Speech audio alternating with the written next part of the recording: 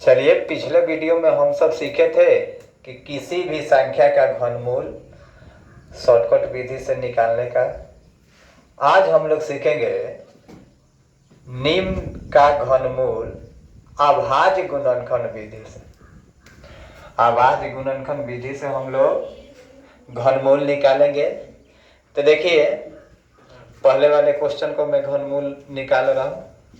सबसे पहले तो क्या करेंगे, हम लोग इसको ऐसे लिख देंगे सिंबल में।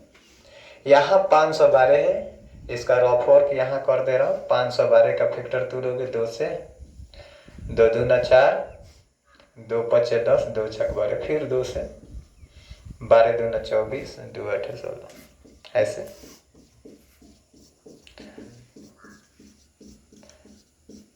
ऐसे हम लोग कर देंगे।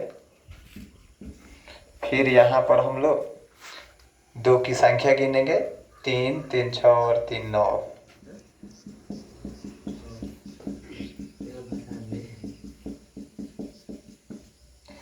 यहाँ 9 2 आ गया। यहाँ पर 3 है, 3 के बदले 1 बाहर निकालेंगे, 3 3 का सेट बैठा लेंगे। तो देखिए यहाँ पर 1 सेट, 2 सेट, 3 सेट, तो 2 गुने 2 गुने 2, 2 दूना 4 और 4 दूना 8। तो चलिए, ऐसे जब देख रहे हैं हम लोग कि इस तरह से जब बना रहे तो समय ज़्यादा लग रहा है, तो क्यों ना इसको हम लोग आसान विधि से सीखें, ताकि हम लोग का समय भी बचे और गलती भी ना हो किसी प्रकार का। तो देखिए, एक दूसरा सवाल ले रहा हूँ, इसको ट्रिकली बना रहा हूँ। आप लोग को क्या कर देना है कि सबसे पहले आप लोग तो शॉर्टकट ट्रिक सीखे हो घनमूल निकालने का इसका। तो देखिए, प्रश्न के 3 3 का पेयर कर देते हैं। तो प्रश्न का इकाई अंक 5 है, तो जब प्रश्न के इकाई अंक 5 हो तो आंसर का इकाई अंक भी 5 है। इतना तो क्लियर है। तो 5 हो गया। ये जो बच जा रहा है 421, इसको देखेंगे किस संख्या के घनमूल के बराबर, सॉरी घन के बराबर। तो 421 जो है, 9 का तो 729, 8 का 512, तो यानी कि 421 7 के करीब है। तो यहाँ पर 7 लिख देंगे, 75 आंसर आ गया। लेकिन इस प्रश्न का जवाब हम लोग को उत्तर जो देना था वो अभाज्य गुणनखंड विधि में देना था। तो चलिए, जब देखिए इसका 75 आंसर मंगा लिए, तो ये 75 जो उत्तर आया इसको कहीं रफ वर्क में आप लोग क्या करना, फैक्टर तोड़ते। 75 का फैक्टर 3 से ये आ गया। अब पहले जैसा ही प्रोसेस है, इसमें जो 1 बार होगा उसको यहाँ 3 बार लिखना पड़ेगा। तो 3 1 बार है, तो इसमें आप को बार लिख दो 3 बार। ये जो 5 1 बार है, तो इसको कितना बार लिख देना है, 3 बार।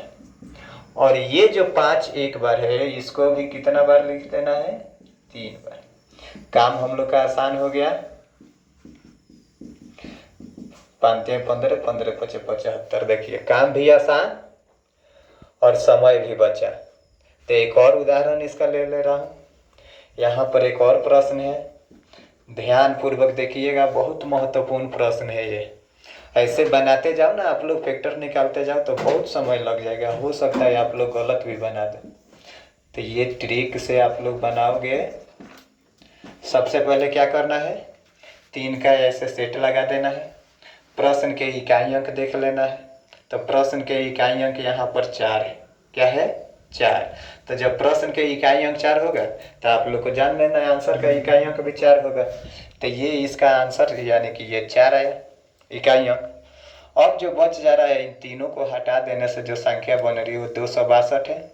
262 देखेंगे किस संख्या के घन के बराबर है। तो 262, 6 का तो 216 हो जाता है, यानी कि 6 के हैं। और 7 का 343, तो 262 किस में आ जा रहा है, 6 में।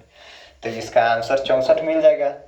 और जब 64 मिल गया आंसर, तो आंसर का ही हम लोग को फैक्टर तोड़ लेना। अब 64 का तो आसान है फैक्टर तोड़ना, इस तरह से। अब देख लीजिए 2 की संख्या गिनिए, 3 और 3 6, 6 है तो सीधे 6 3 18 कर देंगे। कितना 2 का संख्या बढ़ा देंगे 18 गो। 1 के लिए 3 3 का पेयर लगाते हैं, देखिए बहुत बड़ा हो जाएगा।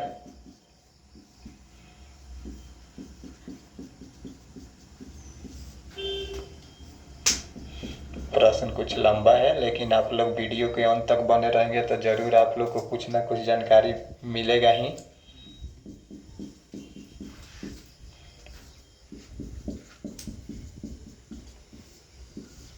चलिए 1 2 3 4 5 6, यानी कि 6 6 का सेट में बैठ गया। अब 2 गुने 2 ये सब लिखना है ताकि किसी को लगे कि यह विस्तार पूर्वक बनाया गया है।